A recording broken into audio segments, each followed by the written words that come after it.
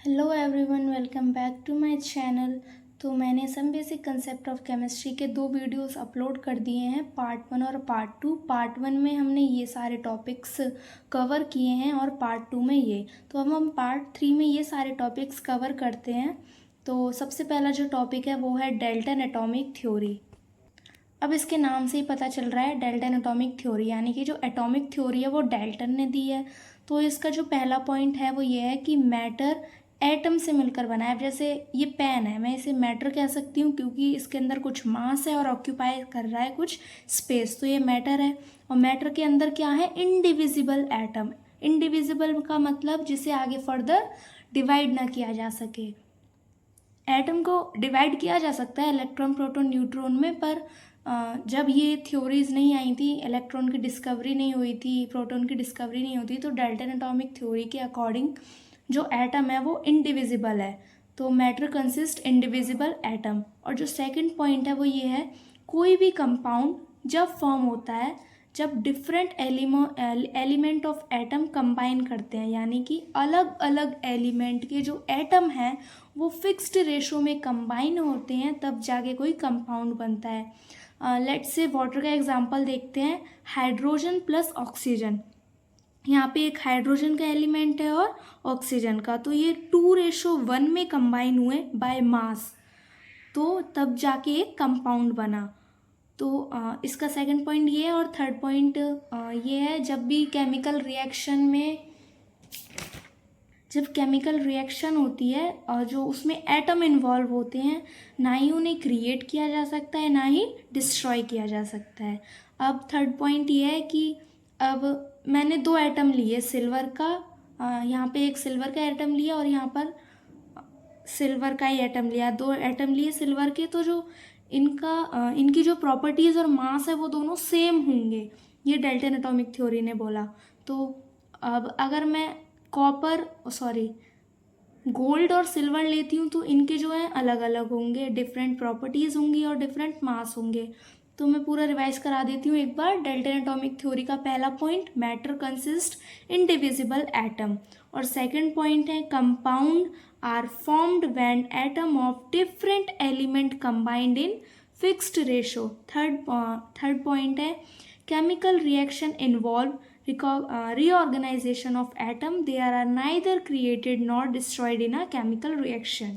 और fourth point है कि all atom of a given element have identical properties and mass, और different element have different mass और properties। अब हम सेकंड पॉइंट कवर करते हैं, सेकंड पार्ट जो हम पढ़ेंगे उसमें मासेस के बारे में। पहले हम पढ़ेंगे एटॉमिक मास के बारे में। एटॉमिक मास क्या होता है? जो एटम का जो पूरा मास है वो न्यूक्लियस पे डिपेंड करता है। न्यूक्लियस में क्या होता है? Proton plus neutron.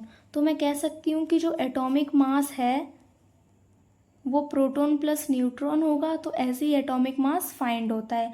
अब जैसे मैं एक ट्रिक बताती हूँ सारे एलिमेंट्स का एटॉमिक मास फाइंड करने की। जो भी एलिमेंट इवन नंबर पे आते हैं, जैसे हीलियम है वो इवन पे आ रहा है, 2 पे आ रहा है, तो आप उसे अगर 2 से मल्टीप्लाई कर दोगे, यानी कि 2 × 2 4, तो इसका जो मास है वो 4 हो जाएगा। इवन है तो उसमें 2 × 2 कर देना है, और जो ऑड है उसमें 2 की मल्टीप्लाई 2 से करके +1। अब जैसे कि नाइट्रोजन 7 नंबर पे आता है, इसका एटॉमिक नंबर 7 है, तो इसके एटॉमिक नंबर में 2 मल्टीप्लाई करके +1 कर देंगे, तो इसका जो है एटॉमिक मास आ जाएगा विच इज़ 15। बट ये कुछ ही एलिमेंट्स के लिए एप्लीकेबल है, इसमें भी एक्सेप्शन होते हैं, जैसे hydrogen, beryllium, boron, chlorine, argon. आप जो इनका एटॉमिक मास है वो इस ट्रिक से नहीं निकाल सकते, ये कुछ एलिमेंट्स के लिए एप्लीकेबल होता है। जो इसकी यूनिट होती है वो होती है AMU और ग्राम। अब हम नेक्स्ट है मॉलिक्यूलर मास। इसके नाम से ही पता चल रहा है मॉलिक्यूल का मास। अब जैसे मेरे पास वाटर ले लेते हैं, तो ये मॉलिक्यूल से मिलके ये पूरा मॉलिक्यूल है एक, जिसमें दो एलिमेंट कंबाइन हुए हैं। तो यहाँ पर जो है 2 हाइड्रोजन है और 1 ऑक्सीजन है। तो किसी भी कंपाउंड का मॉलिक्यूलर मास कैसे निकालते हैं, यहाँ पर हम उसमें देखते हैं कितने हाइड्रोजन है और ऑक्सीजन है। तो इसका जो मॉलिक्यूलर मास कैसे निकलेगा, वो ऐसे निकलेगा 2, और जो हाइड्रोजन का एटॉमिक मास कितना होता है 1, ऑक्सीजन का एटॉमिक मास कितना होता है 16। ऑक्सीजन कितने नंबर पे आता है बताओ, 8 पे आता है। तो इसकी मल्टीप्लाई हम 2 से कर देंगे क्योंकि ये इवन है, तो इसका एटॉमिक मास कितना आ जाएगा 16। अब इसको बस सिंप्लीफाई कर लो, वो 18 ग्राम आ जाएगा। ऐसे ही हम किसी भी कंपाउंड का जो है मॉलिक्यूलर मास निकालते हैं। अब हम इसका निकाल के देखते हैं C3H8। इसमें कार्बन और हाइड्रोजन से मिलकर कोई एक कंपाउंड बना है। तो 3 कार्बन का एटॉमिक मास 12 प्लस 8 हाइड्रोजन का एटॉमिक मास कितना होता है 136 plus 8 which is equal to 44 gram. तो किसी भी कंपाउंड का हम मॉलिक्यूलर मास ऐसे फाइंड करते हैं। अब हम देखते हैं फॉर्मूला मास कैसे निकालते हैं। Formula mass basically molecular mass ही है, बट फॉर्मूला मास किसके लिए यूज़ होता है, आयोनिक कंपाउंड के लिए, जैसे कि NaCl। अब हम किसी भी आयोनिक कंपाउंड का मॉलिक्यूलर मास निकालना है, जिसे हम फॉर्मूला मास कहते हैं, तो ऐसे ही निकालते हैं इसका भी मास। तो NaCl का अगर हम मास निकालेंगे तो सोडियम का कितना होता है एटॉमिक मास 23 प्लस क्लोरीन का 35.5 which is equal to 58.5। Formula mass molecular mass से सेम ही है, बट ये आयोनिक कंपाउंड के लिए यूज़ होता है। अब हम देखते हैं एवरेज एटॉमिक मास। तो एवरेज एटॉमिक मास हम बेसिकली आइसोटोप्स और आइसोबार्स के लिए निकालते हैं। एवरेज एटॉमिक मास का मतलब क्या है, जैसे आइसोटोप हैं C12, C13, C14, तो हम इतने सारे कार्बन के आइसोटोप हैं, तो हम कार्बन का जो है मास कैसे डिसाइड करेंगे, उसका एवरेज निकाल के तो हम एवरेज एटॉमिक मास निकालते हैं आइसोटोप और आइसोबार के लिए। उसमें हमें रिलेटिव एबंडेंस गिवन होता है और उसका मास गिवन होता है। अब रिलेटिव एबंडेंस यहाँ पर गिवन है और कार्बन का मास C12 का मास 12, C13 का 13.0035, C14 का 14.0037। तो इसका जो है एवरेज एटॉमिक मास हम कैसे निकालेंगे, इसके रिलेटिव एबंडेंस से इसकी मल्टीप्लाई करके और सबको ऐड करके। तो इन दोनों को मल्टीप्लाई किया, इन दोनों को मल्टीप्लाई किया, इन दोनों को मल्टीप्लाई किया, जो भी आंसर आया उन तीनों को हमने प्लस कर दिया। तो कार्बन का जो है एवरेज एटॉमिक मास क्या निकल के आ गया 12.001 U, जिसे हम लिख सकते हैं 12। तो कार्बन का हम मास कितना लेते हैं 12। तो यही होता है एवरेज एटॉमिक मास। हम ऐसे हाइड्रोजन के लिए भी उसका एवरेज मास निकालते हैं तो उसका 1 आता है, इसलिए हम उसका एवरेज जो एटॉमिक मास है वो 1 कंसिडर करते हैं। मैंने आपको डेल्टन एटॉमिक थ्योरी बता दी और एटॉमिक मास बता दिया, फॉर्मूला मास बता दिया, मॉलिक्यूलर मास बता दिया और एवरेज एटॉमिक मास। अब हम देखते हैं मोल कंसेप्ट। मोल कंसेप्ट क्या है, अब हम फिज़िक्स में किसी भी चीज़ को मेज़र करने के लिए उसमें मीटर का यूज़ करते हैं, लीटर का, किलोग्राम का। तो फिज़िक्स में हमारे पास ये सारी टर्म्स थी, बट केमिस्ट्री में हमारे पास कुछ भी नहीं था मेज़र करने के लिए। तो तभी मोल कंसेप्ट आता है। मोल कंसेप्ट कुछ नहीं है, बस एक एवोगाड्रो नंबर होता है जिसे हम Na से रिप्रेजेंट करते हैं, जो कि इक्वल होता है 6.022 × 10⁻23। अब मोल कंसेप्ट की डिस्कवरी करने के लिए बेसिकली देखो, एक कार्बन का टुकड़ा लिया था जिसके 12 पीस किए थे। अब इसमें मान लो कि 12 पीस किए हैं, तो उन्होंने जो है इस कार्बन के टुकड़े को उठाया, कार्बन के टुकड़े का एक पीस उठाया, यानी कि 1/12 ऑफ कार्बन एटम। तो कार्बन के 12 हिस्से कर दिए, इक्वल 12 पीसेस कर दिए। अब कार्बन को क्यों चूज़ किया, क्योंकि वो एक स्टैंडर्ड एटम था। तो उसके 12 हिस्से किए, तो उसमें से बस एक पीस को उठाया और उसे ही नाम दिया AMU का, एटॉमिक मास यूनिट, यानी कि unit of a mass of an atom. किसी भी एटम की मास ऑफ यूनिट यानी यूनिट ऑफ मास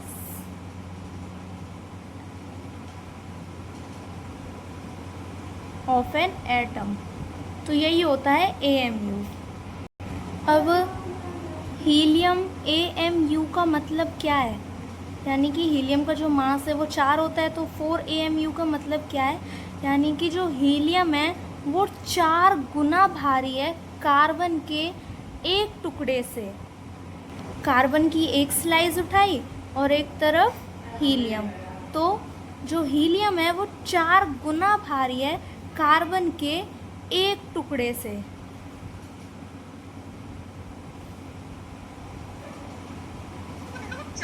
चार गुना भारी का मतलब क्या है, यानी कि वो इसके 4 टुकड़ों की बराबर है। अब हम मोल कंसेप्ट के कुछ फॉर्मूलेस देख लेते हैं। अगर हमें किसी भी एटम या एलिमेंट में उसका मास निकालना है मोल्स की टर्म्स में, इन टर्म्स ऑफ मास, तो उसका फॉर्मूला होता है number of mole is equal to given mass upon molar mass, n is equal to W upon m।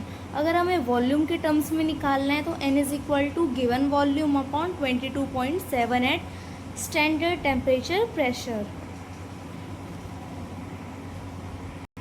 और अगर हमें किसी भी पार्टिकल में कितने नंबर ऑफ मोल प्रेजेंट है, यानी कि किसी भी आयन में, मॉलिक्यूल में, एटम में कितने पार्टिकल प्रेजेंट है, नंबर ऑफ मोल्स की टर्म्स में निकालना है, तो उसका फॉर्मूला होता है n is equal to given particle upon Avogadro number. मैं रिपीट करती हूँ मोल कंसेप्ट को। तो मोल कंसेप्ट क्या है, एक एवोगाड्रो नंबर है जो कि इक्वल होता है 6.022 इंटू 10⁻23 के।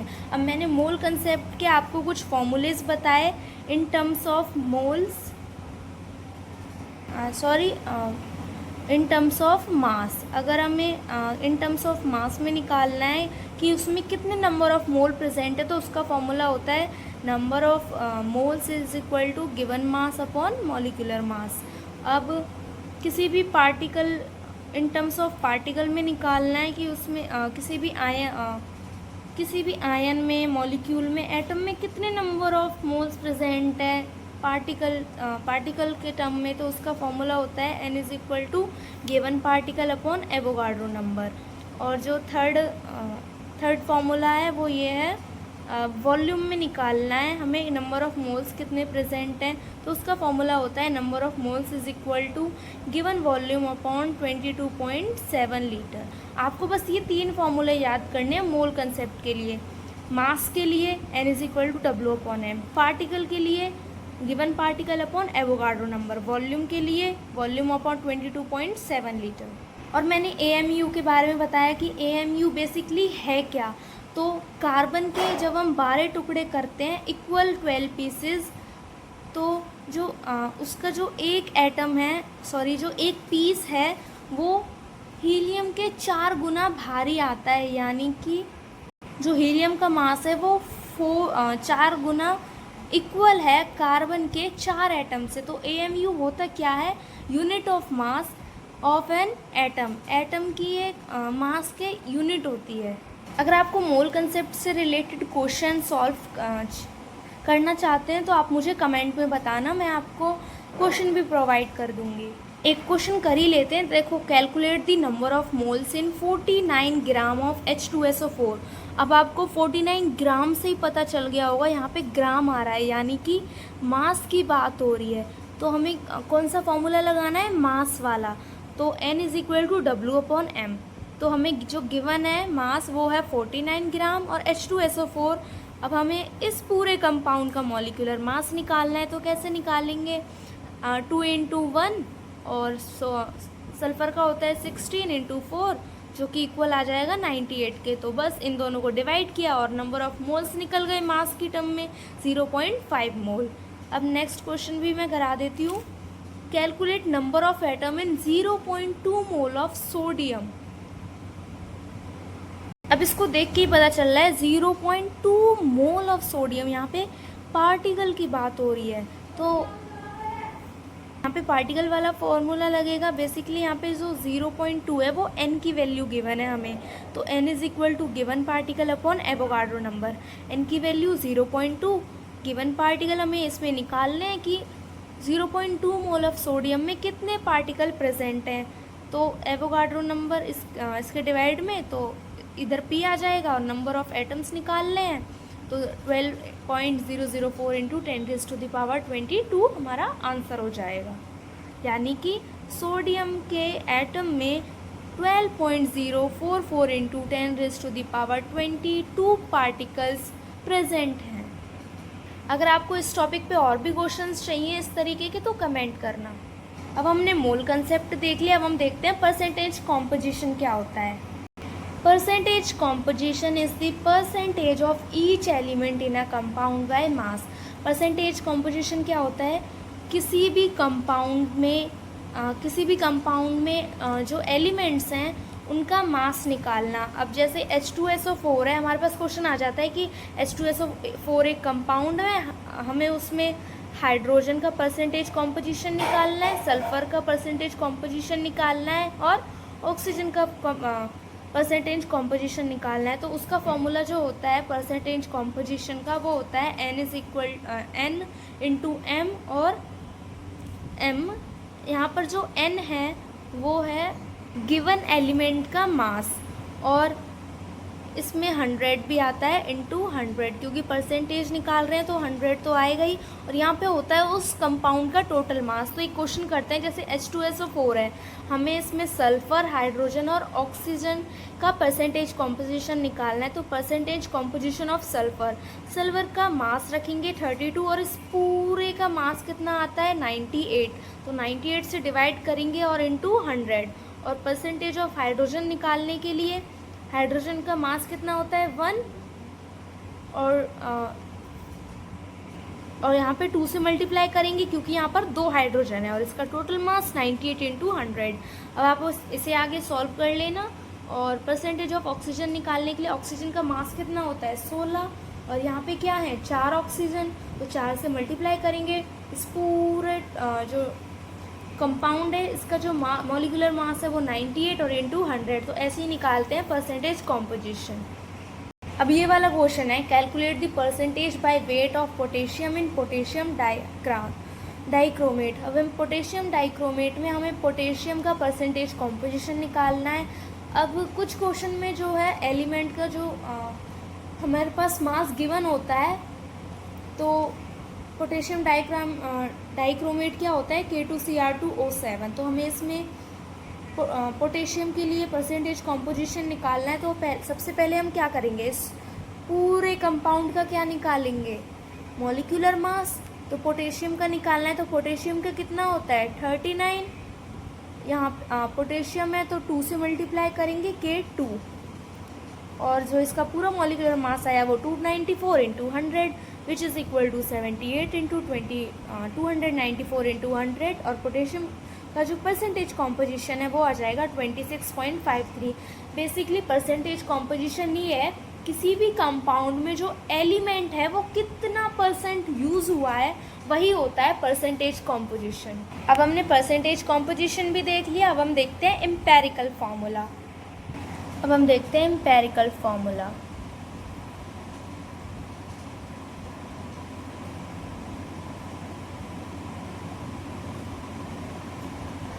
एम्पेरिकल फार्मूला क्या होता है, किसी भी मॉलिक्यूलर फार्मूला को उसके सिंपलेस्ट रेशो में लिखना। मॉलिक्यूलर फार्मूला क्या बताता है हमें, किसी भी कंपाउंड में एक्चुअल नंबर ऑफ एटम कितने प्रेजेंट हैं। तो मॉलिक्यूलर फार्मूला क्या बताता है, एक्चुअल नंबर ऑफ एटम्स। और एम्पेरिकल फार्मूला क्या होता है, इसी मॉलिक्यूलर फार्मूले को एक सिंपलेस्ट रेशो में लिखना। तो हम एम्पेरिकल फार्मूला को डिफाइन कर सकते हैं। Empirical formula is defined as the simplest ratio of molecular formula. अब जैसे हमारे पास ग्लूकोज है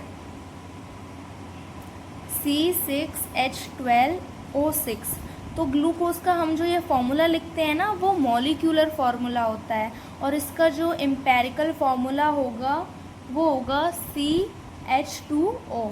तो यहाँ पर क्या है, एक मॉलिक्यूलर फार्मूले का सिंपलेस्ट रेशो ही एम्पेरिकल फार्मूला कहलाता है। तो ग्लूकोज का मॉलिक्यूलर फार्मूला C6H12O6, और इसी को एम्पेरिकल फार्मूले में लिखें तो वो CH2O हो जाता है, बट ये दोनों इक्वल होते हैं। तो इसका जो एम्पेरिकल फार्मूला का जो सिंपलेस्ट रेशो है वो क्या आ जाएगा, 1:2:1। तो यही है एम्पेरिकल फार्मूला। अब हमें एम्पेरिकल फार्मूला के क्वेश्चन भी आते हैं, वो कैसे आते हैं मैं आपको बताती हूँ। किसी भी मॉलिक्यूल का अगर हमें एम्पेरिकल फार्मूला फाइंड करना है तो हम ऐसे फाइंड करते हैं। अब देखो, आपको एक टेबल बनानी होती है जिसमें आपको 5 लाइंस बनानी है। यहाँ पर हमने 5 लाइन बनानी। अब यहाँ पर हम लिखते हैं एलिमेंट्स, यहाँ पे लिखते हैं परसेंटेज कॉम्पोजिशन, एटॉमिक मास और मोल्स और एटॉमिक रेशो। अब इसी टेबल की हेल्प से मैं आपको एक क्वेश्चन कराती हूँ।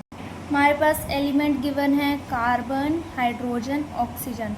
तो एलिमेंट्स हमारे पास कार्बन, हाइड्रोजन, ऑक्सीजन गिवन है, और इसका परसेंटेज कॉम्पोजिशन भी गिवन है। ये है 40%, 6.7%, 53.33%। ये दोनों चीज़ें तो हमें गिवन होती हैं। कहीं कहीं एटॉमिक मास भी गिवन होता है, बट कहीं कहीं नहीं होता है। तो कार्बन का जो एटॉमिक मास है वो होता है 12, हाइड्रोजन का 1 और ऑक्सीजन का 16। अब हम इसे नेक्स्ट लाइंस में मोल्स निकालने होते हैं। तो नंबर ऑफ़ मोल्स कैसे निकाल, बस परसेंटेज कॉम्पोजिशन और एटॉमिक मास को डिवाइड कर दो। तो 40 डिवाइड बाई 12 आ जाएगा 3.33, 6.7 डिवाइड बाई 1 आ जाएगा 6.7, 53.33 डिवाइड बाय 16 आ जाएगा 3.33। तो नंबर ऑफ़ मोल्स निकल गए, कार्बन के इतने, हाइड्रोजन के इतने, ऑक्सीजन के इतने। अब हम इसे का एटॉमिक रेशो निकालना है। अब हम इस टेबल में देखते हैं मोल्स वाली में, इसकी सबसे छोटी वैल्यू से इन सबको डिवाइड कर दो। तो इसमें सबसे छोटी वैल्यू क्या है, सबसे छोटी वैल्यू क्या है 6.7, और 3.33 में से 3.33 सबसे छोटी वैल्यू है। तो 3.33 से इन सारी टर्म्स को डिवाइड कर दो। 3.33 डिवाइडेड बाय 3.33 कितना आ जाएगा 1।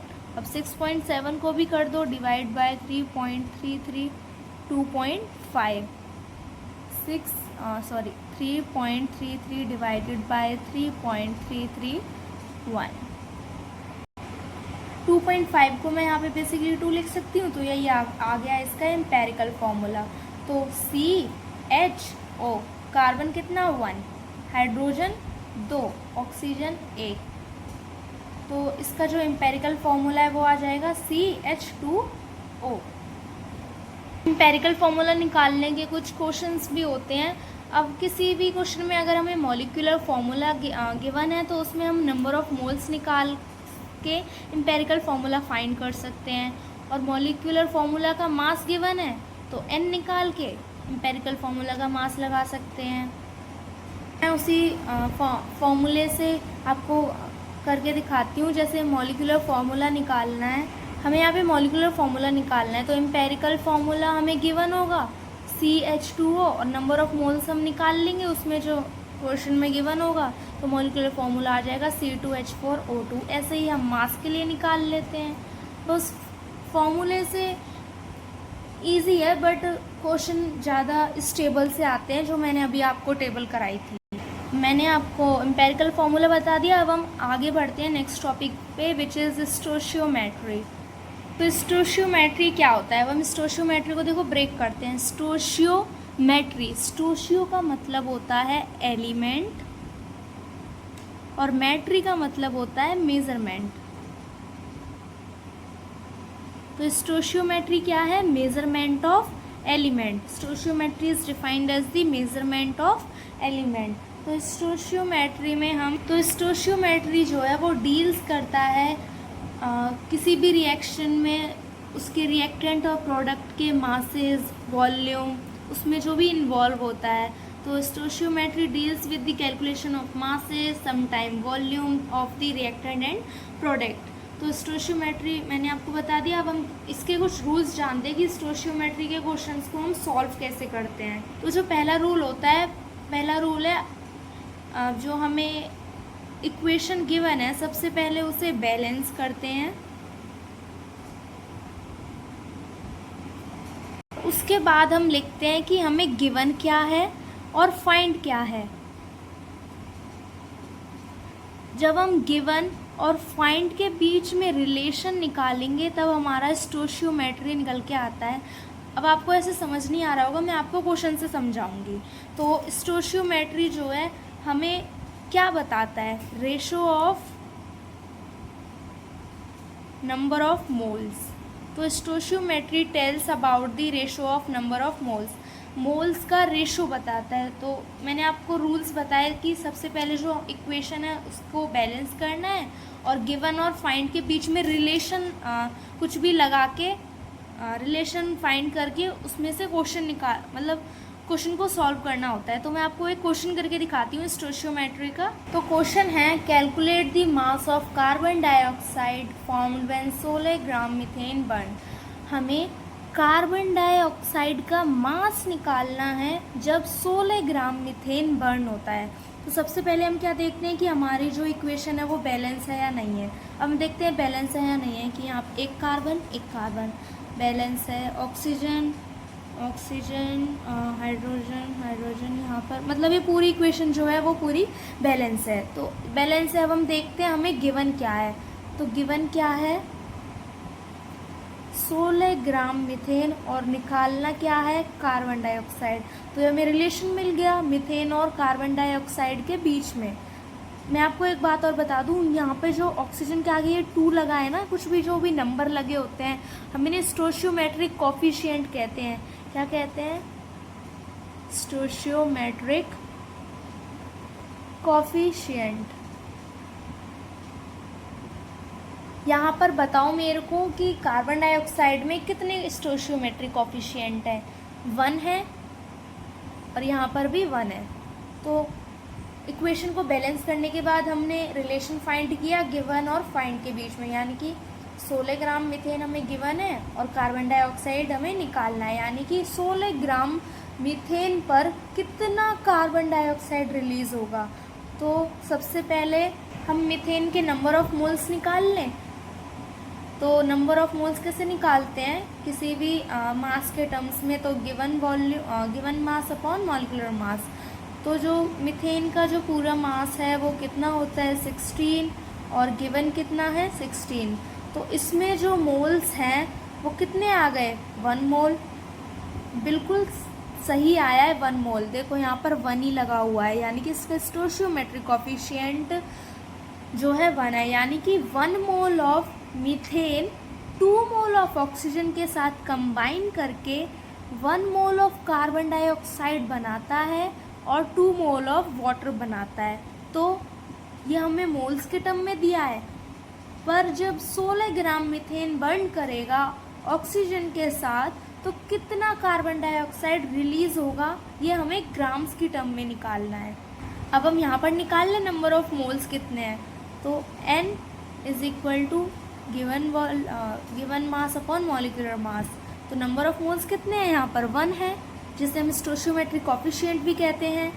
गिवन यहाँ पे हमें मास निकालना है, यहाँ पे वही तो फाइंड करना है कि इतना लेने पे कितना कार्बन डाइऑक्साइड निकलेगा। तो ये हमें फाइंड करना है, इसे x मान लें और इसका जो पूरा मॉलिक्यूलर मास होता है वो 44 होता है। तो x की वैल्यू क्या आ गई, 44 ग्राम्स। हमें ये तो गिवन था कि एक मोल ऑफ मीथेन लेने पे 1 mole of carbon dioxide release हो रहा है, बट 16 ग्राम लेने पे कितना ग्राम कार्बन डाइऑक्साइड रिलीज होगा। तो यही हमें निकालना था।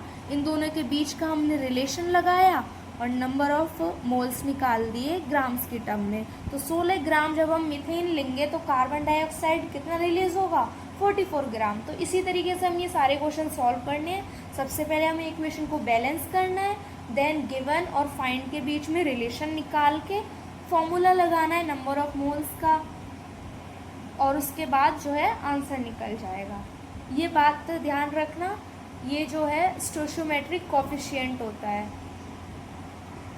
स्टोइचियोमेट्रिक कोफिशिएंट भी पढ़ लिया। अब हम पढ़ते हैं लिमिटिंग एंड एक्सेसिव रिएजेंट। अब हम पढ़ते हैं लिमिटिंग रिएजेंट। तो लिमिटिंग रिएजेंट, सपोज़ करो कि यहाँ पर एक रिएक्शन है, यहाँ पर 2A जब एक B से कंबाइन करता है, यानी कि 2 mole of A 1 mole of B से कंबाइन करके 2 मोल ऑफ C बनाता है। यानी कि जब हमने 2A लिए तो वो 2A B कितना लिया 1, तो 2 के लिए कितने B की ज़रूरत पड़ी 1 की, तो 10A के लिए कितने की ज़रूरत पड़ेगी 5B की। बट क्वेश्चन में हमारे पास जो गिवन है वो है 20B, यानी कि यहाँ पे 10 के लिए 5 की ज़रूरत पड़ रही है, बट क्वेश्चन में कितना गिवन है 20, तो 20 के लिए 20B के लिए कितने चाहिए होंगे, यानी कि इसका डबल, तो 40A चाहिए होंगे। बट यहाँ पर हमारे पास तो बस 10 है, तो यहाँ पर जो 10 है वो है लिमिटिंग रिएजेंट। यानी कि जब रिएक्शन हो रही होती है तो यानी कि किसी रिएक्शन में जब कोई जो सब्सटेंस है वो लिमिट कर जाए, यानी कि रिएक्शन अधूरी रह जाए, वही लिमिटिंग रिएजेंट होता है। तो यहाँ पे लिमिटिंग रिएजेंट क्या है 10। तो पूरा एक्सप्लेन करती हूँ दोबारा। जब मैंने 2A लिए और 1B लिया तो वो 2C दे रहा है, यानी कि 2A पे कितने B की ज़रूरत है 1 की, तो 10 पे कितने की होगी 5 की। बट क्वेश्चन में क्या गिवन है हमारे पास 20B से रिएक्ट कराओ A, बट हमारे पास गिवन तो बस 10A है। तो इसमें क्या है लिमिटिंग रिएजेंट क्या है 10A, यानी कि जो A है वो हमारे पास कम पड़ गया रिएक्शन में। 2 के लिए 1 और तो फिर 5 के लिए कितने हो जाएंगे 10। क्वेश्चन में कितना गिवन है 20, तो यहाँ पे 10 क्या हो गया लिमिट कर गया, क्योंकि 20 के लिए तो 40 चाहिए और हमारे पास हैं कितने 10। तो यहाँ पर जो 10A है वो क्या हो गया लिमिटिंग रिएजेंट। और एक्सेसिव रिएजेंट क्या होता है, जो रिएक्शन में हमारे पास बहुत सारा होता है। और जैसे हाइड्रोजन और ऑक्सीजन का रिएक्शन कराएंगे तो हमें बस ऑक्सीजन कितना चाहिए 1 मोल ऑफ ऑक्सीजन चाहिए, बट हमारे पास 10 मोल ऑफ ऑक्सीजन है, तो वो क्या है एक्सेसिव रिएजेंट। और लिमिटिंग रिएजेंट जो रिएक्शन में हमारे पास कमी पड़ जाए जिसकी। अगर आपको लिमिटिंग रिएजेंट के क्वेश्चंस चाहिए तो यू कैन कमेंट। जैसे मैंने आपको स्टोइचियोमेट्री का एक क्वेश्चन भी कराया था कि 16 ग्राम मीथेन पे कितना निकल रहा है 44 ग्राम ऑफ कार्बन डाइऑक्साइड। अगर मैं यहाँ पर 16 ग्राम ना लेके यहाँ पे 10 ग्राम कर दूँ तो हमारे पास कितना कार्बन डाइऑक्साइड निकलेगा। तो यहाँ 16 पे 44 निकल रहा है, तो 10 पे कितना कार्बन डाइऑक्साइड निकलेगा ये आप कैलकुलेट कर सकते हो, बट निकलेगा तो कम ही। तो जो यहाँ पर 10 ग्राम है वो हमारा लिमिटिंग रिएजेंट हो जाएगा, और इसमें 16 ग्राम क्या है एक्सेसिव रिएजेंट। यानी कि आप कह सकते हो कि किसी भी इक्वेशन पे जो हमारे पास ज़्यादा है वो एक्सेसिव रिएजेंट और जो कम है वो लिमिटिंग रिएजेंट। अब नेक्स्ट टॉपिक हम पढ़ते हैं कंसंट्रेशन टर्म्स, जिसमें हम मोलैरिटी, मोलैलिटी और मास परसेंटेज और मोल फ्रैक्शन पढ़ेंगे। ये इस चैप्टर का लास्ट टॉपिक है। अब हम पढ़ेंगे कंसंट्रेशन टर्म्स के बारे में। इसमें हम पढ़ेंगे molarity, molality, mole fraction and mass percentage. तो सबसे मोलैरिटी को हम कैपिटल M से डिनोट करते हैं। तो मोलैरिटी होता क्या है, मोलैरिटी होता है equal to the number of gram moles of solute present in 1 litre of solution. यानी कि 1 लीटर के सॉल्यूशन में कितने मोल्स प्रेजेंट हैं ग्राम में, इसे हम कहते हैं मोलैरिटी। जैसे आप यहाँ पे एक सॉल्यूशन में, यानी कि 1 लीटर के सॉल्यूशन में कितने नंबर ऑफ मोल्स प्रेजेंट हैं सॉल्यूट, वो होता है मोलैरिटी। तो इसका फॉर्मूला क्या होता है, M is equal to number of solute upon volume of solution in litre. तो it is equal to the number of moles of gram of solute present in 1 litre of solution. और molarity क्या होता है, बस यहाँ पे solution की जगह सॉल्वेंट आ जाता है। तो number of solute present in number of solvent in kg। यहाँ पर ये जो n है वो है W/m। इन दोनों की यूनिट क्या होती है, इसकी यूनिट होती है मोल पर kg और इसकी यूनिट ये भी होती है m। ये इसकी यूनिट है और इसकी यूनिट क्या हो जाएगी, इसकी यूनिट हो जाएगी मोल पर लीटर और कैपिटल M। तो मोलैरिटी क्या होता है, number of moles present in solution. और मोलैलिटी क्या होता है, number of solute of present in number of solvent in kg। इन दोनों की यूनिट मोल पर लीटर और मोल पर kg। तो हमारे पास क्वेश्चन आता है कि मोलैरिटी और मोलैलिटी में कौन टेम्परेचर पे डिपेंडेंट होता है और कौन टेम्परेचर पे इंडिपेंडेंट। तो जिसके भी डिनोमिनेटर में लिक्विड आ जाता है यानी कि सॉल्यूशन की बात हो जाती है तो वो टेम्परेचर पे डिपेंडेंट होता है। और मोलैलिटी में यहाँ पे सॉल्वेंट है तो ये टेम्परेचर पर डिपेंडेंट नहीं है। तो हम कह सकते हैं कि जो मोलैरिटी है वो टेम्परेचर डिपेंडेंट है और ये टेम्परेचर पे इंडिपेंडेंट है, मतलब टेम्परेचर पे डिपेंडेंट नहीं है। तो मोलैरिटी और मोलैलिटी हो गया। अब हम पढ़ते हैं मोल फ्रैक्शन और मास परसेंटेज। तो मास परसेंटेज मैंने आपको बताया था, मास परसेंटेज होता है it is equal to mass percentage equal to the mass of solute in gram present in 100 gram of a solution. एक 100 ग्राम के सॉल्यूशन में मास ऑफ सॉल्यूट कितना प्रेजेंट है वही होता है मास परसेंटेज। तो इसका जो फॉर्मूला होता है mass of solute upon mass of solution into 100। और मोल फ्रैक्शन क्या होता है, मोल फ्रैक्शन को हम इससे रिप्रेजेंट करते हैं जैसे हम जीटा या फिर ईटा कहते हैं। तो मोल फ्रैक्शन क्या होता है, it is the ratio of moles of one compound to the total number of moles present in the solution. तो मोल फ्रैक्शन के पास कोई भी यूनिट नहीं होती क्योंकि मोल फ्रैक्शन क्या होता है, ratio of two similar quantities. Mole fraction two similar quantities का रेशो होता है, इसीलिए इसके पास कोई भी यूनिट नहीं होती। तो मोल फ्रैक्शन का फॉर्मूला क्या होता है, अगर हमें किसी भी सॉल्यूशन में नंबर ऑफ सॉल्यूट और सॉल्वेंट निकालना है तो हम उसे ए और बी से रिप्रेजेंट कर लेते हैं। तो इसका फॉर्मूला होता है जीटा ए। अगर हम सॉल्यूट निकाल लें तो number of moles in solute और N A plus N B. तो ये ए के लिए फॉर्मूला हो गया और ये जीटा बी के लिए हो जाएगा। इसी तरीके से जिसके लिए निकालना है उसे ऊपर और नीचे क्या रख देते हैं, टोटल। इन दोनों का जो सम होता है यानी कि सॉल्वेंट और सॉल्यूट का वो होता है 1 के इक्वल।